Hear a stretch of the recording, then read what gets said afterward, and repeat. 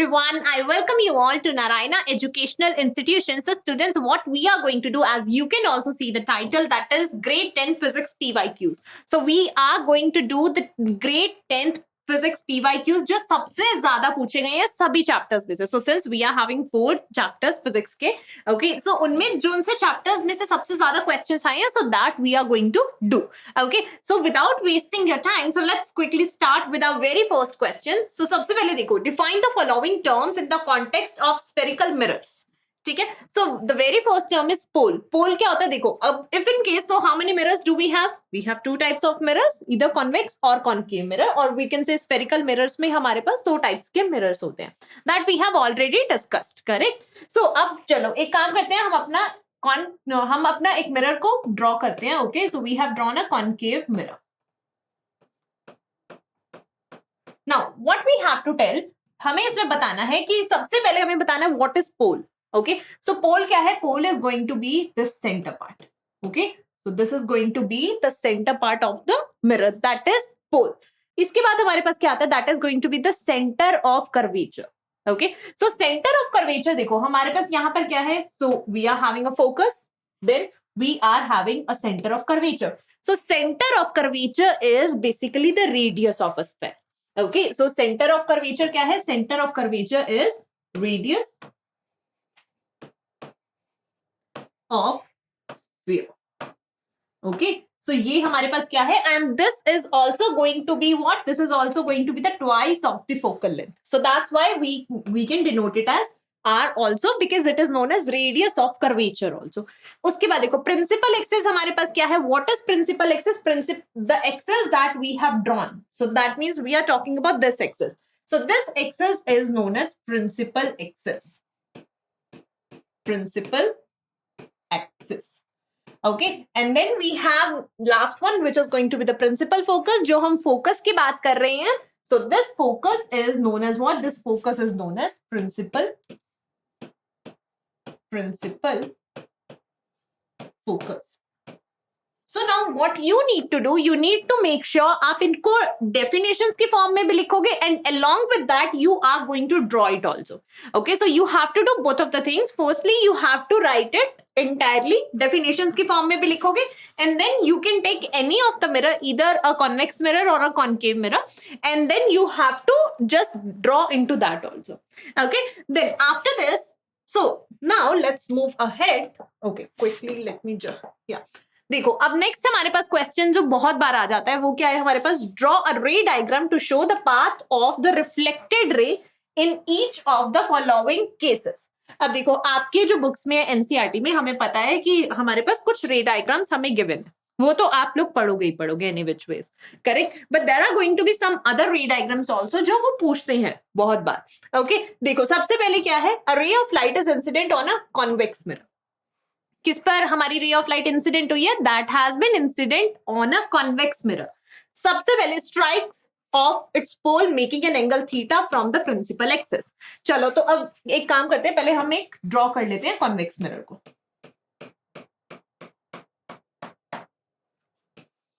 ठीक है, अब यहां पर देखो हमारे पास ये क्या है? This is known as pole. हमें फर्स्ट पार्ट में क्या बोला है? That it strike off its pole making an angle theta from the principal axis. That means वो इंसिडेंट कहां पर हुई है? वो पोल पर इंसिडेंट हुई है.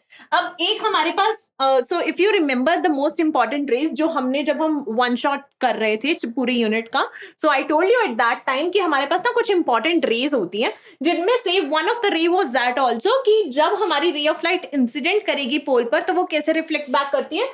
So that is going to reflect back in opposite direction by making the same angle.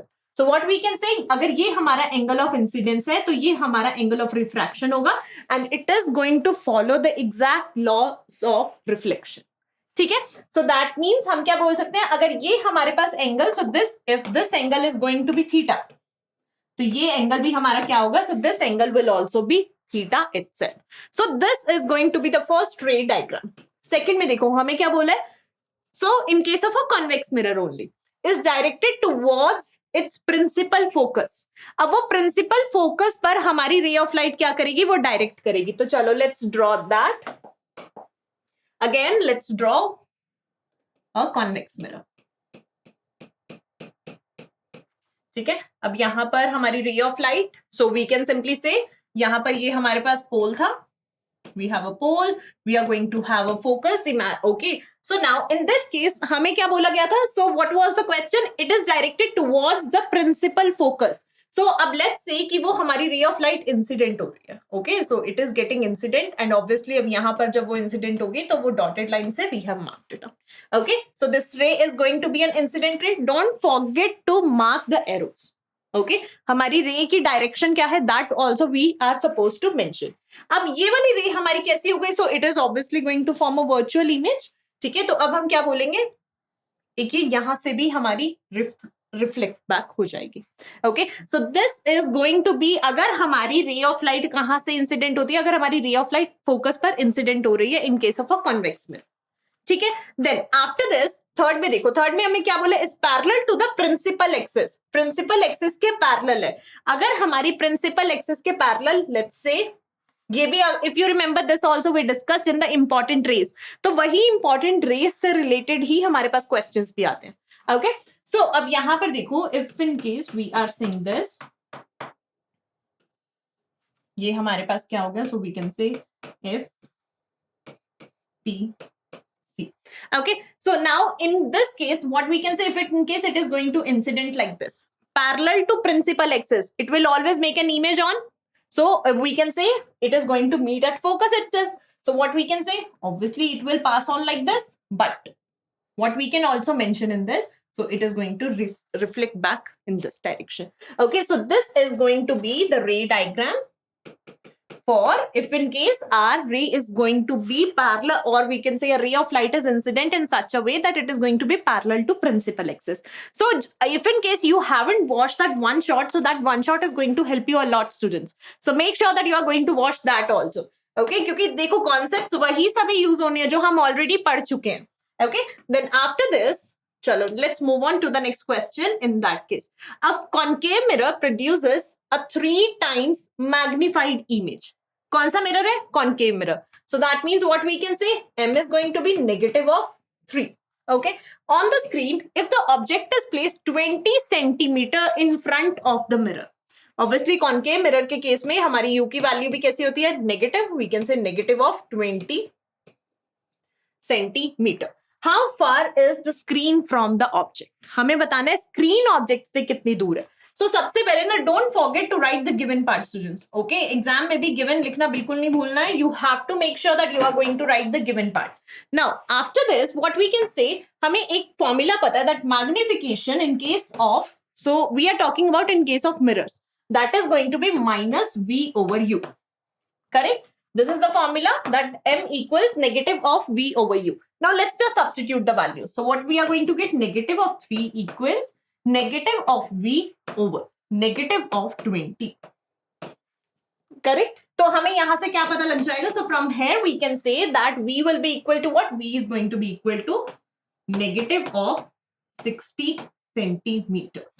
Correct? अब इन्होंने हमसे क्या पूछा कि how far is the screen from the object. हमें v की वैल्यू पता लग गई, हमें u ऑलरेडी पता है, so what we can say, what will be the distance, so that distance is going to be none other than 40 centimeter itself.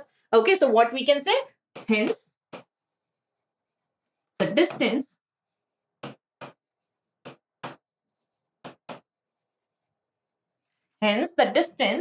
of, or we can say from the object to the screen, from the object to the screen,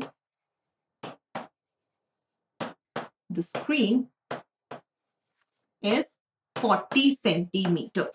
okay, सो ऐसे questions में आपको ज्यादा अपना basic से formulas को, if you remember like the mirror formula, if you remember, and if in case you remember magnification के formula in case of mirrors as well as in case of lenses, then you can easily solve these questions. Okay, तो now after this let's move ahead and let's move to the next question.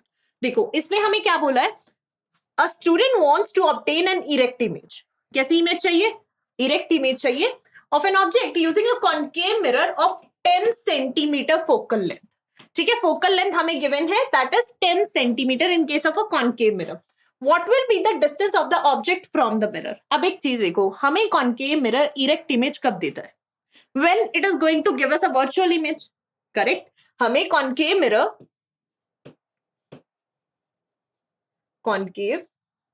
Mirror हमें erect image कब देगा? So it is going to give us an erect image when object is placed when an object is placed in between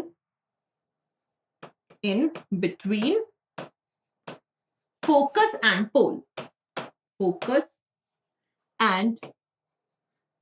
अब एक बार ना दोबारा से question पढ़ो. Question में हमें क्या बोला गया है कि हमें फोकल लेंथ गिवन है, दैट इज 10 सेंटीमीटर. सो अब अगर हमारा ऑब्जेक्ट फोकस और पोल के बीच में प्लेस होगा तो नॉर्मल सी बात है तभी हमें क्या कौन सी इमेज मिल सकती है? At that time only we are able to get an erect image. Correct. अब तो दैट मीन्स अब हमें focal length if in case they have given us that f equals 10 centimetre.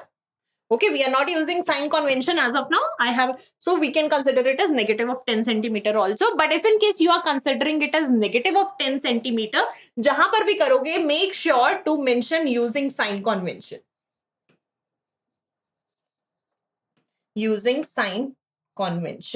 So now in this case, what we can say कि हमारा object कहां पर placed होगा? So it is going to be placed at a distance less than 10 centimeter. That's what they asked us. What will be the distance of the object from the mirror? So distance of object from the mirror will be how much? So we can say distance of object from the mirror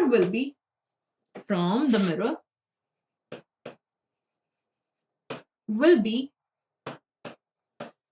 be less than 10 centimeter.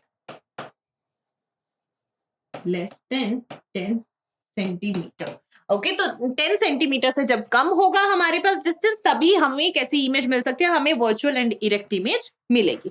Okay, so now अब इसके बाद चलते हैं next question की तरफ. देखो अब इस क्वेश्चन को ध्यान से देखना, ये हमारा रिफ्रैक्शन वाले पार्ट से है. In your laboratory, you trace the path of light rays through the glass slab for different values of angle of incidence, and in each case measure the values of corresponding angle of refraction. ठीक है? Angle of incidence, different angle of incidence के लिए हमें angle of refraction की values को note down करना है. Okay, and angle of emergence. On the basis of your observations, select the correct option basically. Angle of incidence is more than angle of refraction, but nearly equal to angle of emergence. Angle of incidence is less than angle of refraction, but nearly equal to angle of emergence. Angle of incidence is more than angle of emergence, but nearly equal to angle of refraction. Angle of incidence is less than angle of emergence, but nearly equal to angle of refraction. अब एक चीज देखो, जब हम whenever we talk about in case of a glass slab, ठीक है, क्या हुआ? हमारी एक ray of light incident हुई. Okay, so now we are going to draw a normal. Medium is, so this is air, this is glass.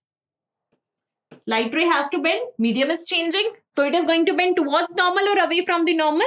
It is going to bend towards normal. अब towards normal अगर वो bend कर रही है, so let's say that it has bent like this.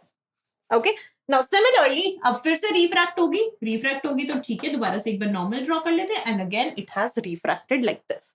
Okay, so what we can say in this case, ये हमारी ray हो गई incident ray. Okay, so if in case we talk about the angles also, so let's say that this angle is going to be angle of incidence, refraction, angle of emergence. Okay, so this is incident ray, this is refracted ray, and this is, so basically this ray is known as emergent ray, ER. Okay, अब एक चीज को देखो, if in case we are going to extend this ray, okay, इन दोनों के बीच के distance को क्या बोलते हैं? What do we call them? Yes, the distance between the incident ray and an emergent ray. ठीक है, so that distance is known as lateral displacement.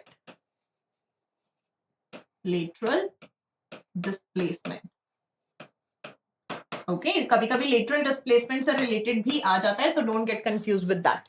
Okay, अब यहाँ से देखो हम what we can say, we say this thing कि जो angle of incidence है that is going to be nearly equal to angle of emergence.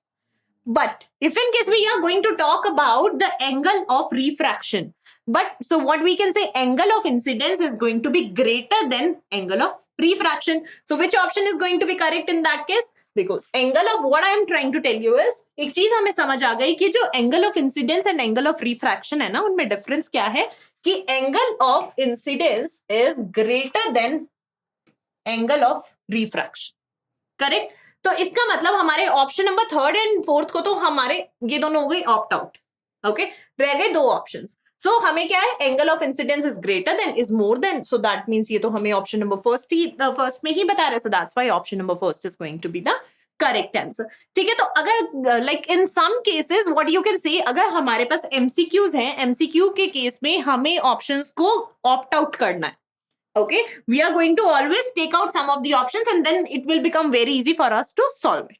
Okay, तो चलो अब आगे चलते हैं. Let's move ahead. तो अब आते हैं, देखो ये क्या है, ये हमारे पास ह्यूमन आई का क्वेश्चन है. इसमें क्या है, a student is unable to see clearly the words written on the blackboard placed at a distance of approximately 3 meters from him. Name the defect of the vision the boy is suffering from. Explain the method of correcting this defect. Draw the ray diagram for defect of vision and also for the correction. सबसे पहले एक बच्चे को ना like what we can से कि 3 metre के distance के बाद नहीं दिख रहा है. ओके, सो अब हमें आई डिफेक्ट बताना है. जो बोर्ड पर लिखा हुआ है ना, distance of approximately so 3 metre from him. So कौन सा आई डिफेक्ट होगा? It's normal that. Okay, so we can say he is suffering from myopia. Myopia में दूर की चीजें नहीं दिखती हैं, पास की चीजें दिखती हैं. Okay, so that student maybe, or we can say that student is suffering from myopia only. अब हमें क्या करना है, हमें करेक्शन करनी है मायोपिया की. मायोपिया के करेक्शन पहले मायोपिया के करेक्शन कौन से लेंस से करेंगे? Yes, which lens are we going to use in that case? So in that case we are going to use we can say that concave lens. ठीक है, concave lens का use करेंगे इन that case for the correction part. अब but इन्होंने हमें ये कहा है कि हमें रे डायग्राम्स भी ड्रॉ करने हैं और दोनों केसेस के लिए ड्रॉ करने हैं. तो अब रे डायग्राम्स को ड्रॉ करने के लिए क्या करेंगे? देखो, सबसे पहले हम एक आई को बनाने की ट्राई करते हैं. ओके, सो अब यहां पर we know which lens is there inside our eye, so we can say that is going to be a convex lens. अब क्या हो रहा है, जैसे ही रे ऑफ लाइट इंसिडेंट कर रही है, इंसिडेंट करने के बाद वो इमेज बना रही है पहले. Okay, in case of myopic eye वो इमेज पहले बना देती है, but in case of hypermetropia image हमारी कहां बनती है, वो कहीं बाहर जाके बनती है. ठीक है, so what we can say, this is going to be our ray diagram for what? Defect of vision. Defect of vision which is going to be myopia, or we can also mention myopic eye. Myopic eye. अब क्या करना है, हमें correction करनी है. Correction के लिए सबसे पहले okay, make sure that you are going to mark it like this. ये हमारा हो गया फर्स्ट रे डायग्राम. अब सेकंड रे डायग्राम के केस में हमें क्या बताना है कि मायोपिक आई की करेक्शन कैसे होगी. So that we are going, what we are going to do, हम एक यहाँ पर कॉन्केव लेंस को प्लेस कर देंगे. जैसे ही हम कॉन्केव लेंस को प्लेस करेंगे तो क्या होगा, हमारी जो इमेज है वो कहां पर बनेगी, that is going to be form at a retina itself. ठीक है, तो that means what we can say in case of myopia we are going to use a concave lens as a corrective or we can say as a correction lens. Okay, but similarly in case of hypermetropia we are going to use a convex lens again. क्यों? क्योंकि convex lens हमारी और what we can say convex lens के case में अगर हम let's say कि we have taken a convex lens. ठीक है, अब कॉन्वेक्स लेंस क्या करेगा, कॉन्वेक्स लेंस भी इस इमेज को यहां पर प्रोड्यूस करवा देगा, क्योंकि इनिशियली हाइपरमेट्रोपिया के केस में इनिशियली हाइपरमेट्रोपिया के केस में इमेज कहां बनती है, वो कहीं बाहर जाके बनती है. Correct, so which is why what we can say, instead of having an image at this point we want an image to be formed on retina. So which is why we are going to use a convex lens in case of hypermetropia, concave lens in case of myopia. Okay, now after this let's move further. Okay, so state the function of each of the following parts of human eye. ये बहुत बार आता है कि किसी ना किसी part का वो फंक्शन पूछ लेते हैं. कॉर्निया का क्या है, cornea is going to allow the light to enter inside our eyes. Iris का फंक्शन, सो आइरिस का बेसिक सा फंक्शन हमें क्या है कि वो प्यूपिल की हेल्प करता है for adjusting the size of the pupil. Okay, then we have ciliary muscle. Ciliary muscles का फंक्शन क्या होता है? सो वो एलोंगेशन और we can say image properly हमारी आईलेंस पे बने तो आईलेंस के साइज को वो चेंज करता है. So that means focal length को वेरी करवाने के काम आता है. सिलेरी मसल्स का काम क्या है? It is going to help us to adjust the focal length. Okay, for adjusting the focal length.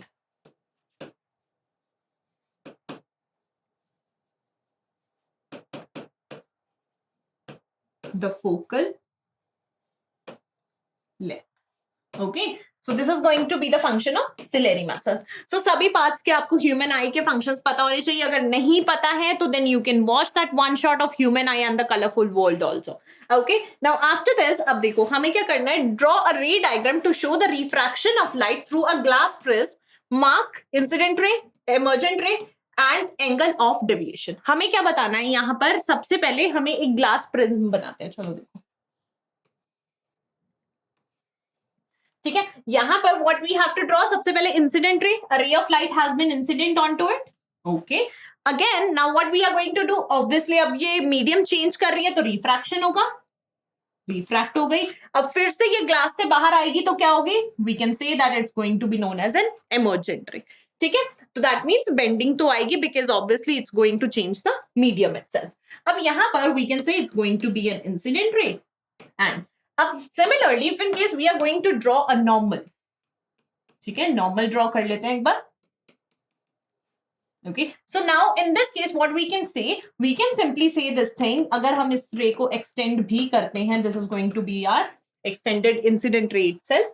ठीक है, ये एंगल कौन सा है? Angle of incidence, refraction, refraction, angle of emergence. ठीक है, सबसे पहले क्या है हमारे पास? Angle of incidence, angle of refraction and angle of emergence. So हमने यहां पर क्या कर दिया? This ray is incident ray, refracted ray, emergent ray. Okay, now we have to tell about the angles also. So what we can say in this, that this angle is since angle of incidence. Okay, emergent ray हमने कर दी. Third one is angle of deviation. Angle of deviation क्या है? The difference in between the incident ray and an emergent ray.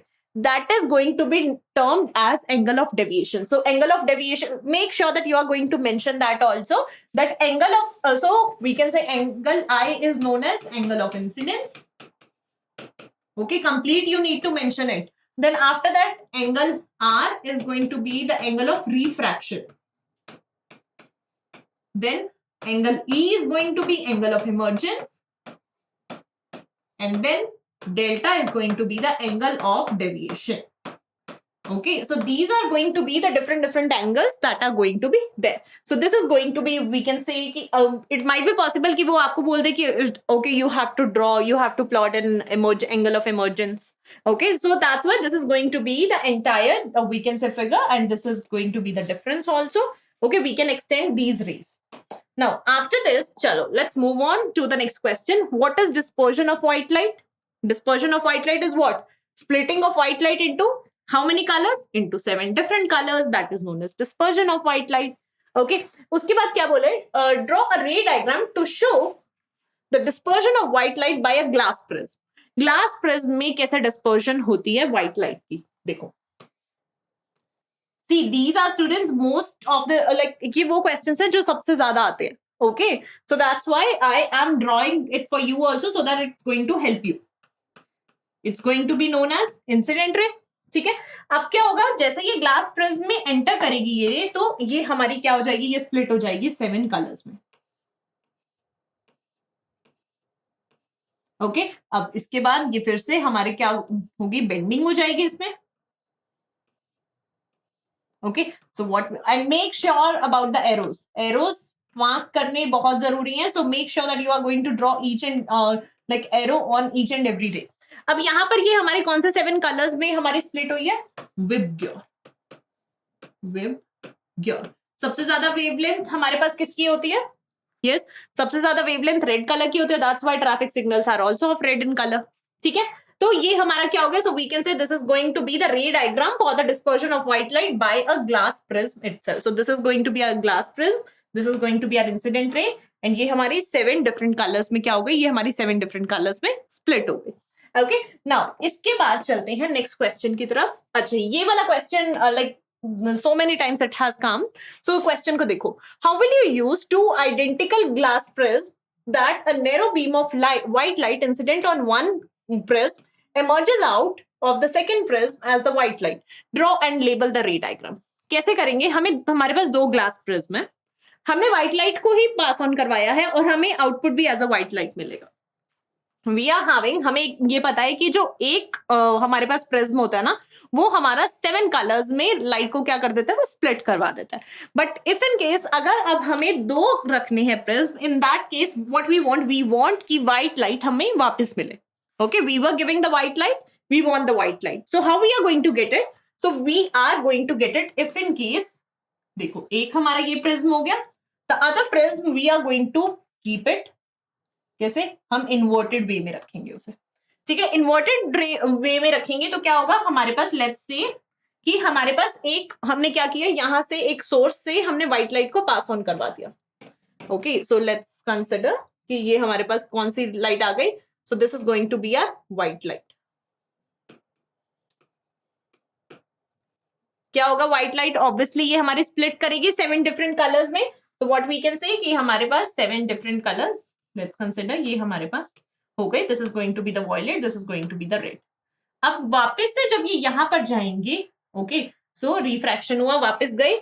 अब ये फिर से हमारे पास क्या होगा, सो यहां से ये बेंडिंग होगी, बेंडिंग होने के बाद ये क्या, ये जाकर मिलेंगी and then they are going to meet and this is going to be the screen and on to screen we are going to observe a white light. A white light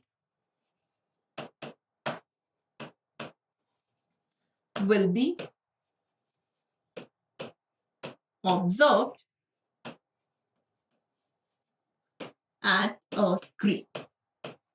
Okay, so this is going to be what? So what we can say? We can simply say ये वाली जो ray of light आएगी, that is going to be the white light itself. White light. Okay, so red color, violet. So what we can say, red or violet color जाके last में हमें white light ही provide करवाएंगे. Okay, so this is what they have asked that. Okay, how will you use two identical glass prisms? एक जैसे हमारे पास दो glass prism हैं, उनको कैसे प्लेस करेंगे, उनको हम इन्वर्टेड प्लेस करेंगे. Okay, then they are going to give us the white light itself as an output. अब आगे चलते हैं, देखो नेक्स्ट क्वेश्चन में क्या है. Show how would you connect the 3 resistors of resistance is 6 ohm so that combination has a resistance of 9 ohm. Also justify your answer. हमें क्या चाहिए, हमारे पास सबसे पहले एक चीज देखो, हमारे पास ना 6 ohm के 3 resistors हैं. Okay, 3 resistors are there. हमें जो R equivalent चाहिए ना, we want it as 9 ohm. अब देखो, हम नॉर्मल सी बात है, हमारे पास जो फॉर्मूलाज होते हैं, सीरीज का फॉर्मूला है R1 plus R2 and it's so on up to. Parallel का फॉर्मूला है 1 over RP equals 1 over R1 plus 1 over R2 and it's so on up to. So एक चीज हमें समझ आ गई, ना तो वो सीरीज में कंबाइंड है, ना ही वो पैरेलल में कंबाइंड है. दैट मींस वो दोनों लाइक कुछ हमारे सीरीज में होंगे, कुछ हमारे पैरेलल में होंगे. So how are we going to connect them? सबसे पहले हम क्या करेंगे, दो रेजिस्टर्स को हम कनेक्ट कर देंगे. अब ओके, सबसे पहले हम देखो, यहां पर 3 को हमने कनेक्ट किया, नहीं है पॉसिबल. तीनों को हमने क्या किया, पैरेलल में कनेक्ट किया.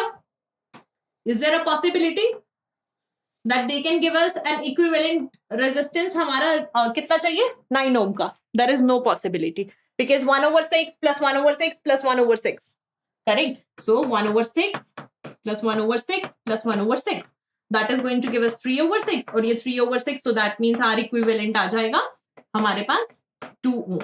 ये तो रिक्वायर्ड नहीं था. सो दैट्स व्हाई अब हमें कैसे कनेक्शंस करने होंगे. So for making these connections हम क्या करेंगे, यहां पर हम करते हैं, दो पहले रेजिस्टेंसेस को कनेक्ट कर देते हैं हम पैरेलल में. ठीक है, अब उसके बाद एक को कर देंगे सीरीज में. So let's say that this is going to be A and this one is going to be B.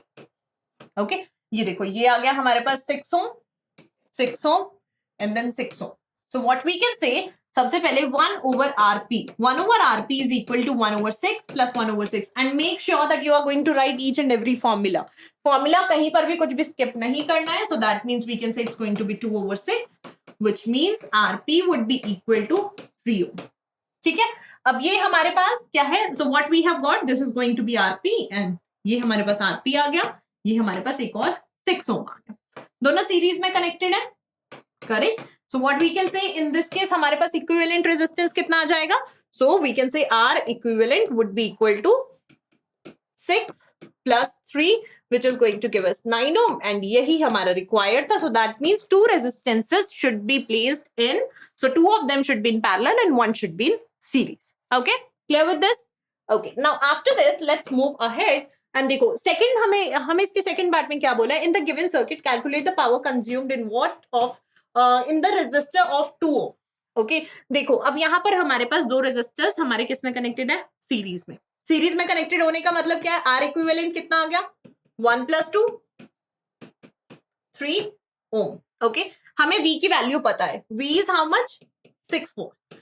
अब बट हमें बताना क्या है? हमें यहाँ पर बताना है कि पावर कंज्यूम्ड कितनी हुई है इन वॉट्स. पावर का फॉर्मूला क्या है? P इक्वल्स, देखो या तो V टाइम्स I है या है P इक्वल्स V स्क्वायर, और sorry V square over R, V square over R, and there is one more formula that is P equals I square times R. अब एक चीज को ऑब्जर्व करो. देखो हम फर्स्ट फॉर्मूला को ना नॉर्मली यूज लाइक आप लोग अब ऐसे सोचोगे कि ठीक है I की वैल्यू हम कैलकुलेट कर लेते हैं. कैसे कैलकुलेट करेंगे? Which law are we going to use? Yes, we will be using Ohm's law. तो देखो P, so we can say V equals I times R. तो V की वैल्यू 6, I हमें कैलकुलेट करना है, R की value 3, so that means I would be equal to 2 ampere. ठीक है, तो ये करंट हमारा यहां से यहां फ्लो कर रहा है कितने एम्पियर्स का? 2 एम्पियर्स का. ऑब्वियसली ये हमारा सीरीज में कनेक्टेड है, तो दैट मींस दोनों से 2 एम्पियर का करंट हमारा यहाँ भी 2 एम्पियर का फ्लो कर गया. बट अब एक चीज को देखो, अगर हम इस फॉर्मूले को यूज करते हैं P equals V times I, अभी कुछ बच्चे क्या बोलेंगे कि हमें V की वैल्यू गिवन है. बट अगर अब आप दिमाग लगाओ और एक चीज को सोचो, हमारा पोटेंशियल डिफरेंस सीरीज कॉम्बिनेशन में सेम रहता है? नहीं रहता ना. So that means we don't know the value for that. तो अब हम क्या करते हैं? इससे अच्छा हम इस फॉर्मूले को यूज करेंगे, I square times R. I की वैल्यू कितनी है? 2, so that means we can say it is going to give us 4. R कितना है? 2, so that means we can say P would be equal to 8 watt, and 8 watt is going to be our answer. I hope ये चीज आपको समझ आई होगी कि हम इस फॉर्मूले को क्यों यूज नहीं करेंगे. अभी कुछ बच्चे ऐसे इसी फॉर्मूले को यूज कर देते, बट हम नहीं करेंगे क्योंकि पोटेंशियल डिफरेंस की वैल्यू अलग होती है. ओके, तो अब चलते हैं हम अपने नेक्स्ट पार्ट की तरफ. देखो ये केस स्टडी बेस्ड क्वेश्चन आया था. इसमें क्या बोला है? In a domestic circuit 5 LEDs आते हैं. Okay, are arranged as shown. The source voltage is 220 volt and the power rating of each bulb is marked in the circuit diagram. Based on the following circuit diagram, answer the following questions. हमें एक circuit diagram given है. अब ये देखो, इसी circuit diagram को सबसे पहले क्या बोला है इन्होंने? State what happens when K1 is closed. क्या होगा जब हमारा K1 क्या हो जाएगा? K1 को क्लोज कर देंगे. K1 क्या है? इसको अब अगर हम क्लोज करते हैं, नॉर्मल सी बात है, A हमारा क्या करेगा? बल्ब ग्लो करेगा. A is going to glow whenever it's going to be K1 को अगर हम क्या कर देते हैं? Close. So that means bulb A is going to glow.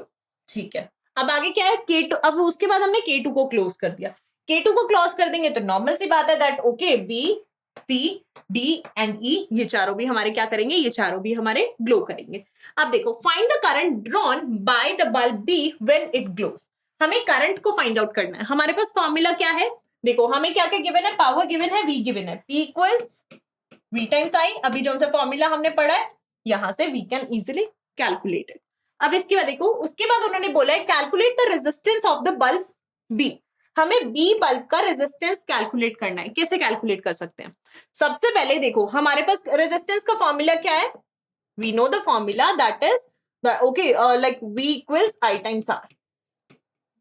ठीक है, V की वैल्यू हमें पता है but we don't know the value of I. Correct, but हमारे पास फॉर्मूला है that P equals V times I. यहीं से हम I की वैल्यू को कैलकुलेट करेंगे. यहां से वैल्यू को कैलकुलेट करके इस फॉर्मूले में सब्स्टिट्यूट करेंगे and then we are going to get the value for what? We are going to get the value for R itself. ठीक है, तो बेसिक वाले फॉर्मूलेस को ही सिर्फ ध्यान में रखोगे. इसके बाद देखो, total resistance of the combination of 4 bulbs. इन सबके टोटल रेजिस्टेंस को कॉम्बिनेशन हमें कैलकुलेट करना है. चारों सीरीज में कनेक्टेड है, चारों को ऐड ऑन कर देंगे. ठीक है, सो चारों के रेजिस्टेंसेस को कैलकुलेट करोगे. चारों के रेजिस्टेंस लाइक चारों बल्ब हमारे सीरीज में कनेक्टेड है, चारों को ऐड ऑन कर दोगे, then it will be our answer itself. ठीक है, आगे देखो, what would happen to the glow of all the bulbs in the circuit when the keys K1 and K2 both are closed and the bulb C suddenly gets fused? ठीक है, give a reason to justify your answer. दोनों हमारे close हैं keys, सारे bulb हमारे glow कर रहे थे, बट लाइक एकदम से क्या हुआ कि हमारे बल्ब सी ने ग्लो करना बंद कर दिया. अब क्या क्या इम्पैक्ट पड़ेगा पूरे सर्किट पर? पूरे सर्किट पर ये इम्पैक्ट पड़ेगा कि हमारे जो बी सी डी एंड ई थे ये हमारे सीरीज में कनेक्ट है. सीरीज में कनेक्ट होने का मतलब क्या है? करंट सेम जा रहा है. करंट सेम जाने का मतलब क्या हो गया? अगर सबके तरफ करंट सेम जाएगा, अब सी ने बंद कर दिया करंट को पास ऑन करवाना, तो नॉर्मल सी बात है वो आगे करंट फ्लो नहीं करेगा. नहीं करेगा तो मतलब ये चारों हमारे ग्लो नहीं करेंगे. Eight that time only A will glow. ठीक है, उस टाइम पर सिर्फ हमारा ए ग्लो करेगा. क्यों? क्योंकि हमारे B C D and D हमारे किस में कनेक्टेड है? They are connected in series. Okay, तो चलते हैं नेक्स्ट क्वेश्चन की तरफ. Now in the next question, okay, so now consider following combination of resistors. The combination having equivalent resistance 1 is और आर. ठीक है, हमें बताना है इनमें से किसका इक्विवेलेंट आर इक्विवेलेंट 1 निकल कर आ रहा है. सबसे पहले दोनों पैरेलल में है. That means 1/2 plus 1/2, which is going to give us 2/2. Correct? देखो यहां पर हमारे पास क्या आ जाएगा इसका? 2/2, which is going to give us 1. ठीक है, तो यहां से ये तो है. That means इसका तो इक्विवेलेंट रेजिस्टेंस 1 ओम आ रहा है. अब इसका देखो 3 plus 3 plus 3, that means parallel plus 1/3, 3/3, that means 1. ठीक है, तो अब एक चीज को समझो, हमारा फर्स्ट और सेकंड तो सही है. दैट मींस हमारा ये so if in case we are going to talk about options, ये तो ऑप्शन बाहर चला गया हमारा, बी भी बाहर चला गया, हमारे पास दो ऑप्शंस रह गए. ठीक है, इसको एक बार सॉल्व करके देखो.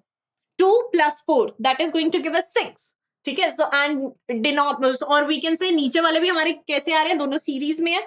सो that means we can simply mention 1/r equivalent. In this case 1/6 plus 1/6, which is going to give us 2/6. That means 1/r equivalent equals, or we can say r equivalent is equal to 3 ohm itself.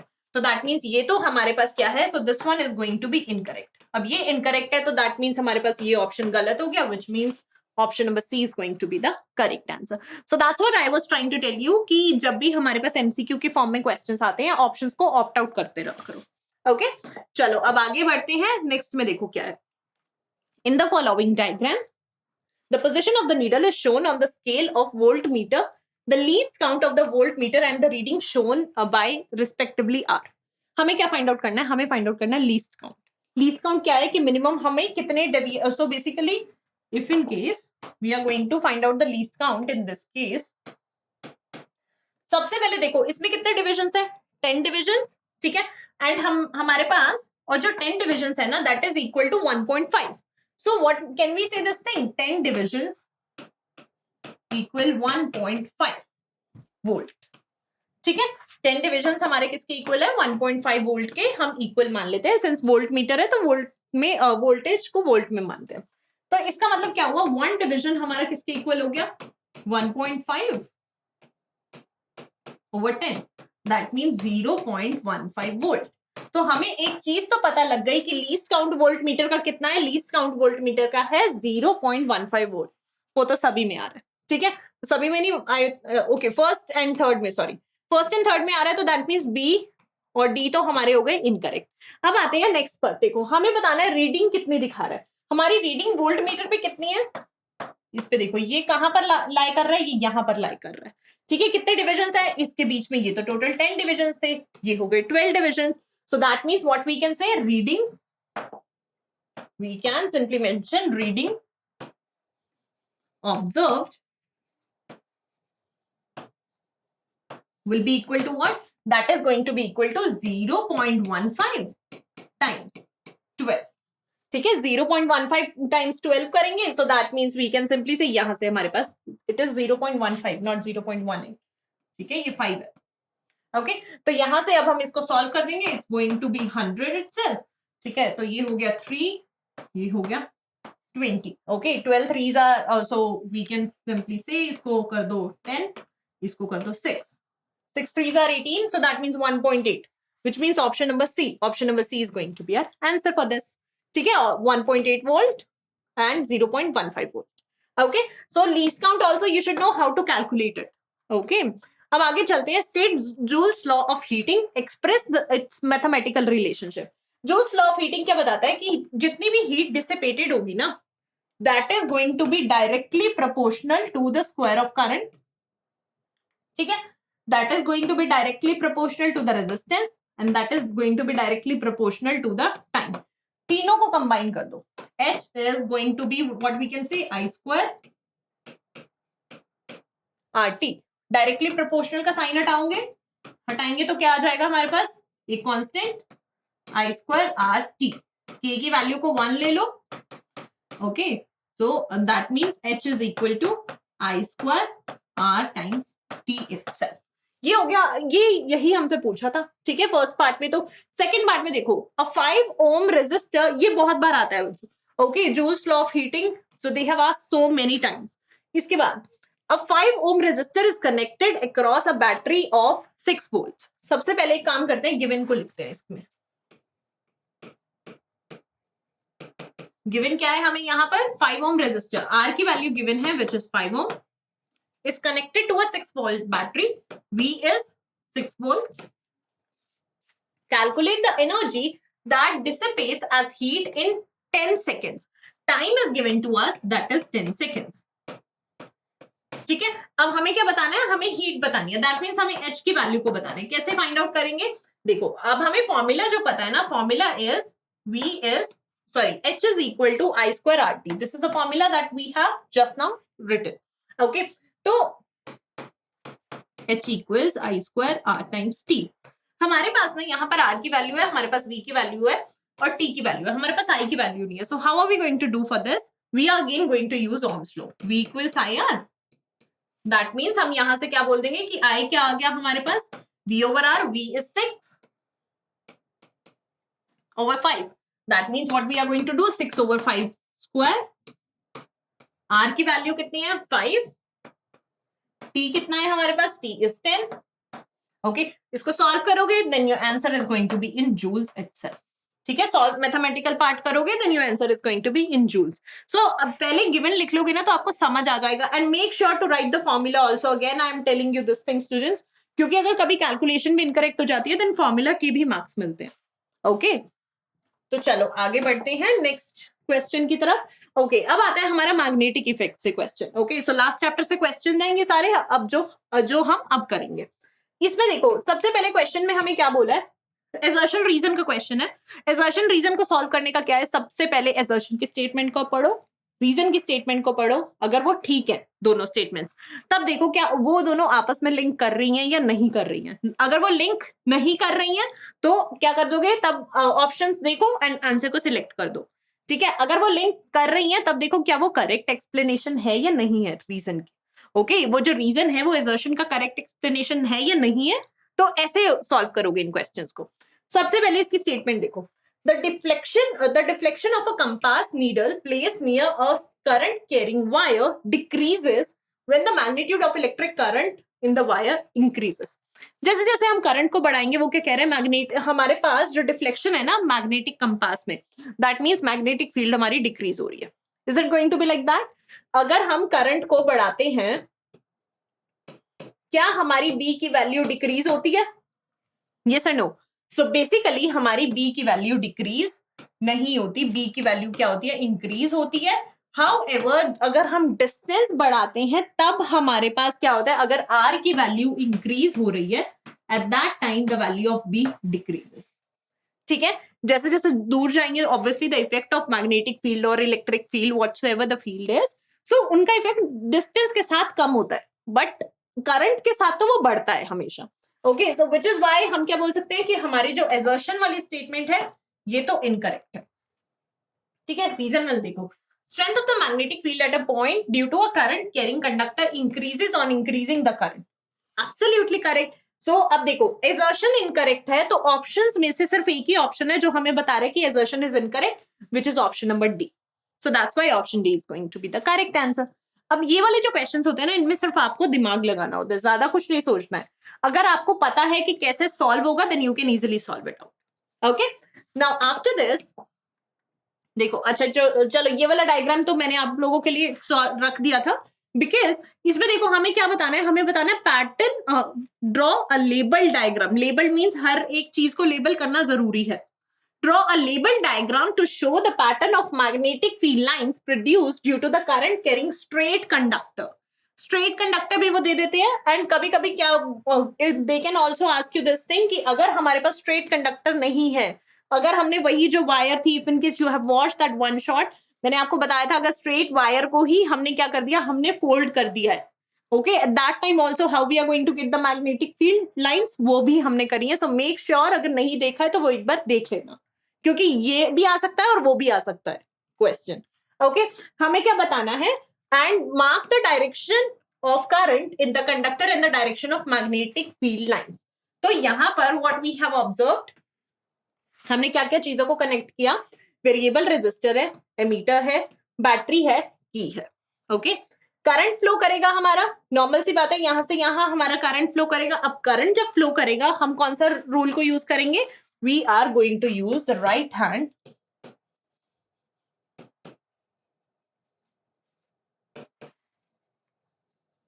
thumb rule. ठीक है, right hand thumb rule को use करेंगे. Place your thumb in the direction of current. Curl of the fingers are going to give us the direction of magnetic field.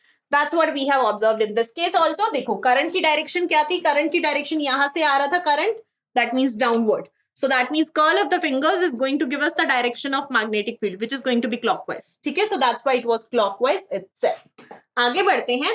देखो next question हमें क्या बोल रहा है.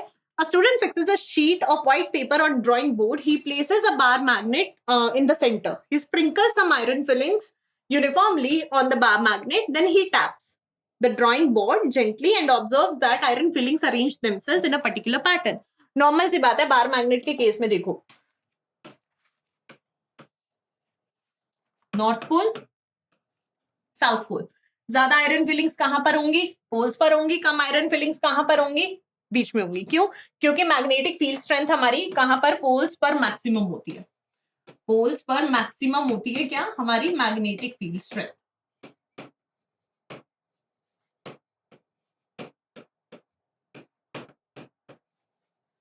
Field strength. ओके, तो चलो अब यहां से ना क्वेश्चंस देखो. अगर आपको ये वाला कॉन्सेप्ट पता था ना, आप क्वेश्चंस को बहुत जल्दी सॉल्व करोगे. Why do iron fillings arrange in a particular pattern? क्योंकि obviously उन पर एक फोर्स लग रहा था, which that force is going to be termed as a magnetic force. ठीक है. Why does the crowding of the iron fillings at the end of the magnet indicate? Poles पर की magnetic field strength क्या है, magnetic field strength ज्यादा है. What do the lines along which the iron fillings align the iron fillings align represent? अब इसकी वजह से क्या होगा कि ना, एक वो कुछ फील्ड जो हमारे पास आयरन फिलिंग्स है ना, वो एक पर्टिकुलर वे में अलाइन हो जाएंगे. वो कुछ ऐसे अलाइन होंगी. इस अलाइनमेंट का मतलब क्या है, इस अलाइनमेंट का मतलब है कि हमारी मैग्नेटिक फील्ड लाइंस कैसी हैं, वो हमारी वेरी कर रही है मैग्नेटिक फील्ड स्ट्रेंथ पर. ठीक है, मैग्नेटिक फील्ड लाइंस हमारी किस पर वेरी करेंगी, that is going to depend upon the magnetic field strength itself. ठीक है, सो अब चलते हैं अपने नेक्स्ट क्वेश्चन की तरफ. इसमें देखो, यूनिफॉर्म मैग्नेट, ये वाला ऐसे टाइप के क्वेश्चन बहुत ज्यादा आते हैं. इसमें देखो क्या बोला गया, magnetic field lines exist in the plane of the paper as shown in the diagram. In the diagram, in this field, an electron and a positron entered as shown. ठीक है, the electron and positron experience force. देखो, electron हमारा downward direction में move कर रहा है, proton हमारा positron हमारा अपवर्ड डायरेक्शन में मूव कर रहा है. इलेक्ट्रॉन की ऑपोजिट डायरेक्शन में हमारे पास हमेशा क्या होता है, इलेक्ट्रॉन के ऑपोजिट डायरेक्शन में हमारा करंट फ्लो करेगा. अब जब हमारा करंट ऑपोजिट डायरेक्शन में फ्लो करेगा, और ये क्या है हमारे पास, यूनिफॉर्म मैग्नेटिक फील्ड है. So as per Fleming's left hand rule, हमारी डायरेक्शन क्या होगी, direction of what we can say that in this case the direction of force is going to be in the direction of motion. अब motion की direction हमारे पास क्या आ गई, so that is going to be into the paper itself, and that is going to be our option number A. So which is why option number A is going to be the correct answer. ठीक है, आगे चलते हैं। देखो एक ये last question देखो, when is the force, so when is the force experienced bye a current carrying straight conductor placed in a uniform magnetic field maximum and minimum. इसके लिए ना बच्चों एक क्वेश्चन, एक फॉर्मूले को तुम लोग ध्यान रख सकते हो, that is going to be F equals ILB sin theta. It is going to help you a lot. ठीक है, स्ट्रेट कंडक्टर के लिए आप इस फॉर्मूले को ध्यान रख सकते हो। अब देखो मैक्सिमम, अब आप सबने ट्रिग्नोमेट्री तो पढ़ी है, ठीक है, जहां पे साइन की कॉस की वैल्यूज आपको पता है। साइन की मैक्सिमम वैल्यू किस पर होती है? साइन की मैक्सिमम वैल्यू होती कितनी है? सबसे पहले वैल्यूज हमारी लाई करती है -1 to +1। ठीक है, मैक्सिमम दैट मीन्स 1। 1 हमारी किस पर होती है? 1 is going to be when sine theta is equal to sine 90 degree. That means theta is going to be equal to 90 degree itself. तो इसका मतलब क्या हुआ कि इनके so force experienced by a current carrying straight conductor placed in a uniform magnetic field is going to be maximum when it is going to be perpendicular. Similarly, it is going to be minimum when it is going to be, so we can say when the value for theta is going to be how much? Okay, when the value for theta, ये हो गया हमारा maximum का part. It is going to be minimum when the value, we can say when whenever force and magnetic field are going to be parallel or anti-parallel. Anti-parallel. ठीक है, so at that time we are going to get the minimum value because हमारी अगर parallel होगी तो theta की value 0 हो गई, anti-parallel होगी तो 180 हो गई.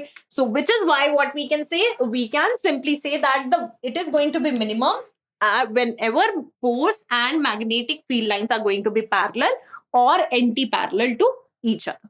ठीक है, सो आई होप कि आपको ये प्रीवियस ईयर के जितने भी क्वेश्चंस थे मोस्ट इंपॉर्टेंट वंस ये आपको समझ आ गए होंगे. If in case that you are having any doubt you can surely let us know in the comment section also. So thank you everyone for watching the video. Make sure that you are going to like the video, share the video, and you can share it with your friends also. Okay, and all the very best for your exam.